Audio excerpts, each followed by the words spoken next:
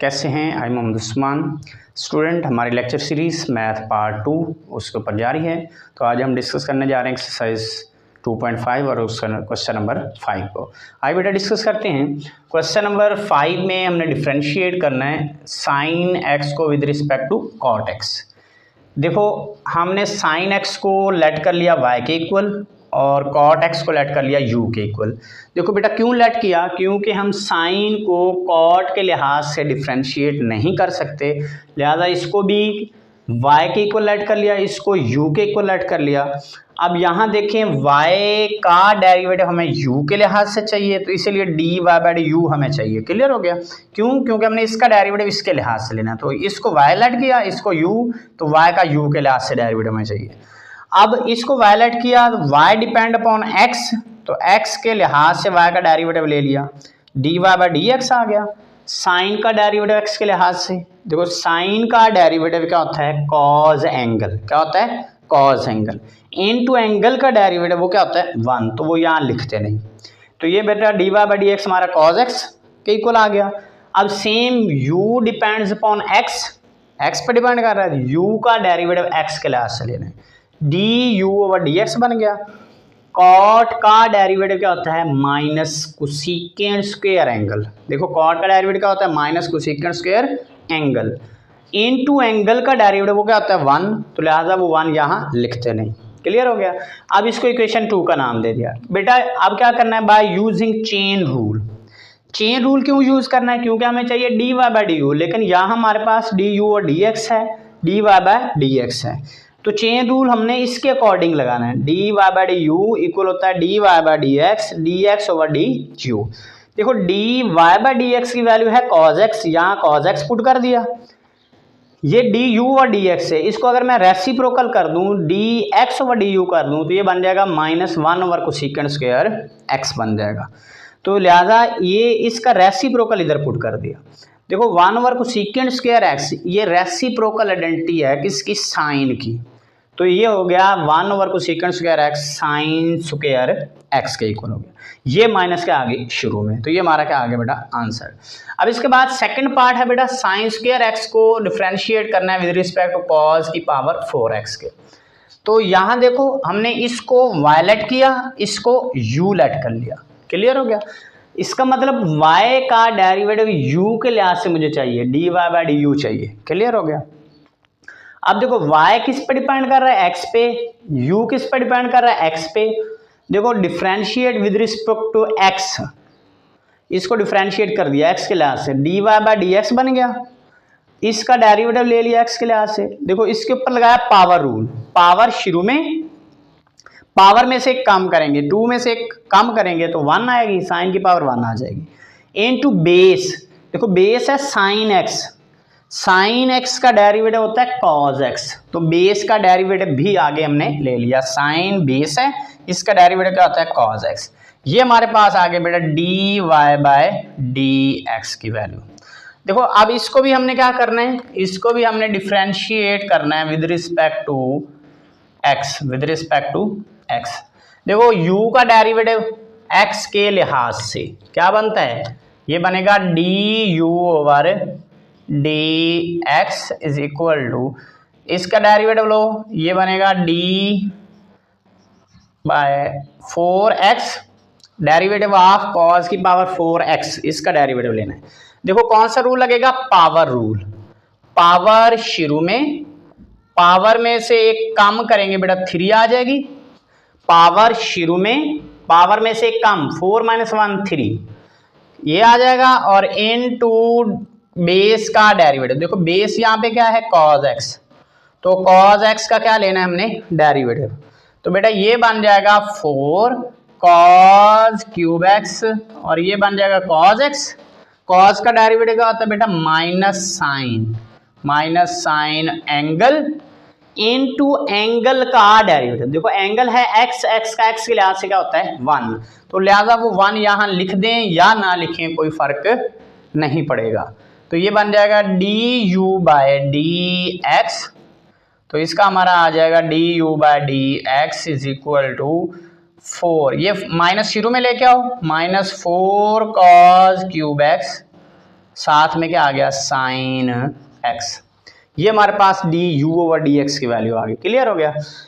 अब हमने बेटा देखो यहाँ D Y by D x की वैल्यू है मेरे पास, यहाँ D U over D x की वैल्यू है। अब हमने फाइंड क्या करना है, D Y by D U. तो बाय यूजिंग चेन रूल, क्या यूज करना है, by using chain rule, chain rule use करना है। तो चेन रूल को यूज करते हुए चेन रूल को, तो वो हमारा क्या होता है बेटा, वो होता है D Y by D U. हमने D Y by D U के लिहाज से चेन रूल लगाना है। तो ये होगा बेटा D Y by D x and d x over d u. Clear है। तो अगर मैं इसको और रेसिप्रोकल ले लूं, देखो इसका, तो इसको मैं यूं लिख सकता हूं बेटा D x over d you. इसका रेसिप्रोकल लूंगा तो ये वैल्यू हो जाएगी -1 over 4 cos cube x and sine x. तो ये वैल्यू हो जाएगी। क्लियर हो गया। क्या कर दिया, हमें चाहिए D x over d you. इसका जब रेसिप्रोकल करेंगे डी एक्स ऊपर डी यू नीचे, सेम इसका बटा 1 था, 1 ऊपर, ये बटे में आ गई। ठीक है। अब यहाँ पे इसकी क्या करो, वैल्यू पुट कर दो। जब मैं यहाँ वैल्यू पुट करूंगा ये आ जाएगा d Y by D you is equal to d Y by D x की वैल्यू कितनी है बेटा, ये है 2 साइन एक्स कॉस एक्स और मल्टीप्लाई इसके साथ क्या हो रहा है -1 over 4 cos cube x and sine x यहाँ पे कैंसल आउट करो बेटा। ये देखो साइन साइन से कैंसल, ए कॉस से कैंसल, 2 1 2 2 2 4, ये हमारा क्या बन जाएगा 4। अब यहाँ हमारे पास आ गया D Y by D you is equal to, ये बन जाएगा -1/2 कॉस स्क्वायर एक्स बन जाएगा। क्लियर है। इसको मैं यूं लिख सकता हूँ -1/2 और cos square 1 over cos square x, ये इक्वल होगा -1/2 1 ओवर कॉस स्क्वायर एक्स। किस चीज के इक्वल होता है, सेकेंड स्क्वायर एक्स के इक्वल होता है। किसके इक्वल होता है, सेकेंड स्क्वायर एक्स। देखो 1 ओवर कॉस स्क्वायर किसकी रेसिप्रोकल आइडेंटिटी है, सेकेंड की। तो 1 over cos square second square x, तो -1/2 साथ एज इट।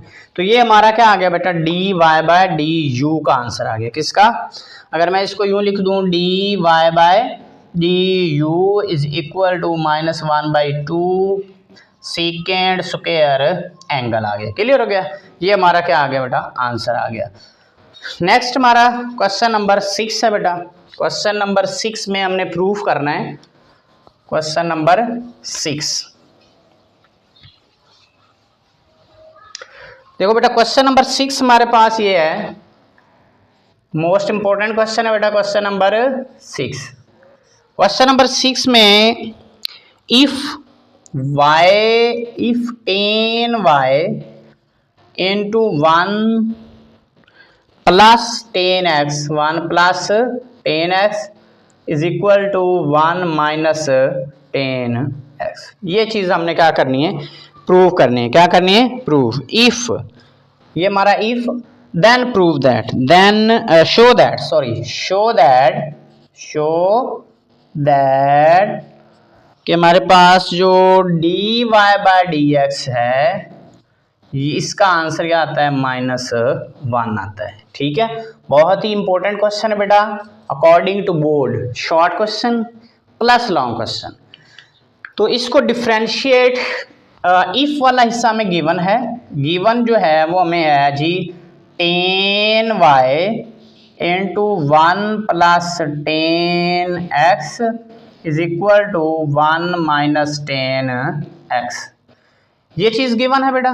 देखो tan y इधर है, तो 1 प्लस tan x को इसके नीचे क्या करो, डिवाइड, तो इधर आ जाएगा tan y is equal to 1 minus tan x over 1 plus tan x। Clear हो गया बेटा। क्या किया, जो गिवन था ये थी, और tan y के साथ ये चीज मल्टीप्लाई हो रही थी, इसके नीचे क्या कर दी, डिवाइड कर दी। tan y सेपरेट हो गया। अब बेटा ये हम एक फॉर्मूला बनाने चाह रहे हैं। देखो बिकॉज हम जानते हैं बेटा कि हमारे पास जो टेन इनवर्स होता है 10π/4, ये हमें आंसर क्या देता है 1, ये हम जानते हैं। 10π/4 बेटा π/4 का मतलब 45 डिग्री, तो 10 45 डिग्री पे हमें क्या देता है 1 देता है। ठीक है, अगर ऐसे नहीं तो आप यूं भी लिख सकते हैं 10 45 डिग्री, ये हमें क्या देता है 1। तो लिहाजा बेटा हम इसको फार्मूला बनाने जा रहे हैं। कौन सा formula? 10 alpha minus 10 beta over 1 plus 10 alpha 10 beta. ठीक है, तो बेटा हम इसकी जगह क्या करते हैं, वैल्यू पुट कर देते हैं। 10y इज इक्वल टू, देखो 1 को मैं लिख सकता हूं 10π/4, 10π/4 माइनस 10x, इसको एज इट लिख देता हूं, और डिवाइडेड बाय, बेटा इस 1 की जगह मैं वैल्यू नहीं पुट करूंगा। इसकी रीजन मैं बताऊंगा कि क्यों नहीं पुट करनी। और यहाँ पे बेटा जो ये 10 है, अगर मैं इसके साथ यहाँ 1 मल्टीप्लाई में लिख दूं तो कोई फर्क नहीं पड़ता। 1 plus into 1 multiply by 10x, इस 1 की जगह आप वैल्यू पुट कर दो 10π/4, साथ में क्या आ गया 10x। बेटा ये फार्मूला बन गया। क्या बन गया फार्मूला हमारा? 10 alpha minus 10 beta over 1 plus 10 alpha 10 beta. ये हमने फर्स्ट ईयर में फार्मूला डिस्कस किया था। तो ये एक फार्मूला बनता है बेटा, इसको मैं यूं लिख सकता हूं 10y इज इक्वल टू, इसको लिख देता हूं 10 इंटू अल्फा क्या हो गया बेटा π/4, बीटा क्या हो गया बेटा माइनस का x। तो ये फार्मूला बन गया हमारा माइनस का x। देखो बेटा इसको मैं यहाँ मेंशन कर देता हूँ फार्मूले को, कि हमारा ये फार्मूला कैसे बनता है। क्लियर है बेटा जी? ये हमारा एक फार्मूला था बेटा 10 अल्फा माइनस बीटा, इसको हम लिखते थे 10 अल्फा माइनस 10 बीटा और divided by 1 plus 10 alpha and 10 beta. तो बेटा ये हमारा फार्मूला था। क्या था? ये फार्मूला। तो अब मैंने इस 1 की जगह, इसकी जगह मैंने वैल्यू नहीं पुट की। क्यों? कि मैंने इसका फार्मूला बनाना था। इस 1 को मैंने 10π/4 कह दिया, माइनस 10x एज इट आ गया, इस 1 को एज इट छोड़ दिया। ये 1 जो था इसकी जगह 10π/4 पुट कर दिया, ये 10x एज इट आ गया। अब देखो ये फार्मूला बन गया। कौन से वाला? ये 10 अल्फा, अल्फा की जगह π/4 माइनस 10 बीटा, बीटा की जगह x, तो 1 प्लस 10 अल्फा 10 बीटा। तो इस फार्मूला, ये एक फार्मूला बन गया। इस फार्मूले को यहाँ क्लोज कर दिया, तो अल्फा π/4 हो गया, बीटा x हो गया। अब बेटा ये देखो ये 10y, ये 10 इंटू π/4 माइनस x है। ये 10 जब दूसरी साइड पे आ जाएगा तो ये बन जाएगा 10, तो पहले से आइए 10 इनवर्स डॉट 10y। क्लियर हो गया बेटा? क्या कर दिया 10, ये इधर आएगा तो इनवर्स बन जाएगा, ये वाला 10 इधर आके इनवर्स, 10 इनवर्स, ये 10y एज इट आ गया। इधर क्या बच गया बेटा π/4 माइनस x बच गया। क्लियर हो गया? अब देखो 10 यहाँ, ये 10 इनवर्स इंटू 10, ये इतना, ये क्या हो जाता है 1, क्या हो जाता है 1, बिकॉज यहाँ लिख सकते हैं कि 10 इनवर्स डॉट 10, ये क्या हो जाता है 1, 10 इनवर्स डॉट 10, ये हमारा क्या होता है 1। तो लिहाजा ये हमारा हो गया 1, तो y हमारा इज इक्वल आ गया बेटा π/4 माइनस x के इक्वल आ गया, π/4 माइनस x के इक्वल। अगर मैं यहाँ इसको सॉल्व करूँ तो बेटा इसको डिफ्रेंशिएट कर दो विद रिस्पेक्ट टू x। तो इसको अगर मैं डिफ्रेंशिएट करता हूँ विद रिस्पेक्ट टू x, तो ये हमारा डेरिवेटिव बनेगा y का x के लिहाज से dy/dx इज इक्वल टू, इसका जब मैं डेरिवेटिव लूँगा बेटा कांस्टेंट का अलग और वेरिएबल का अलग। क्लियर हो गया बेटा? अलग अलग, कांस्टेंट के ऊपर डेरिवेटिव अलग अप्लाई कर दिया, वेरिएबल के ऊपर डेरिवेटिव अलग अप्लाई कर दिया। देखो बेटा π/4 कांस्टेंट नंबर है, π/4 क्या है? Constant number. तो ये कांस्टेंट का डेरिवेटिव 0 होता है, कांस्टेंट का डेरिवेटिव क्या होता है 0। ये हो गया 0, एक्स का एक्स के लिहाज से डेरिवेटिव होता है 1, तो ये माइनस था -1 हो गया, तो ये हमारा आ गया D Y by D X. देखो D Y by D x की वैल्यू हमारी क्या आ गई -1। यही हमने क्या करना था, प्रूफ करना था।